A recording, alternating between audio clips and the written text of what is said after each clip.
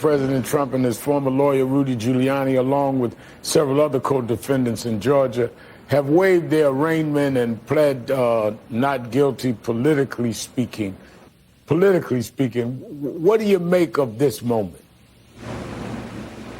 Well, it's an extraordinary moment, Rev. And it's interesting. I was watching the interview that you just did with Ramaswamy, and it struck me that on one hand, when we're talking about black or brown people, it's all about law and order. It's all about preserving our laws. We're a nation of laws.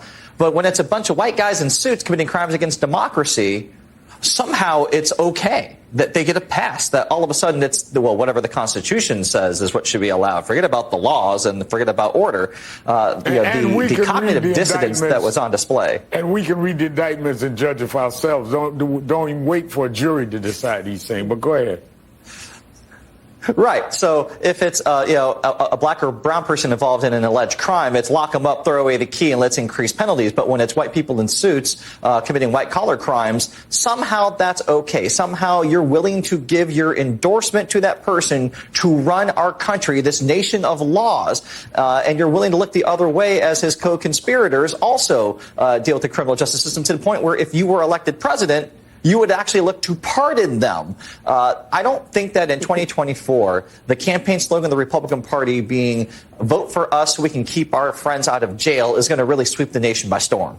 Amy, a new Wall Street Journal poll shows Trump has a 46-point lead over Florida Governor Ron DeSantis. This poll was conducted after the first Republican debate and much of it after former President Donald Trump's mugshot was released.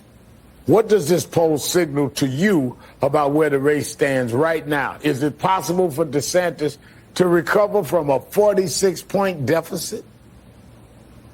No, it doesn't seem that way. And the fact that your former guest, being Vivek Ramaswamy, is actually moving up slightly in the polls. But let's also look at Governor Nikki Haley. She's also gaining some traction. I don't know if anyone's going to be able to overcome the steep numbers that President Trump has at this moment, but you never know what's going to happen in the world of politics, and the grifting may end at some point, and he very well may not end up running. Who knows? And so if that's the case, then you need to have somebody like a Governor Nikki Haley who has a strong background when it comes to dealing with the international stage, who's someone who's going to be willing to work well with others as far as wanting to make sure that Ukraine succeeds, wanting to make sure that NATO is strong and that our allies in Israel, still know that we have their backs. Unlike somebody like Vivek,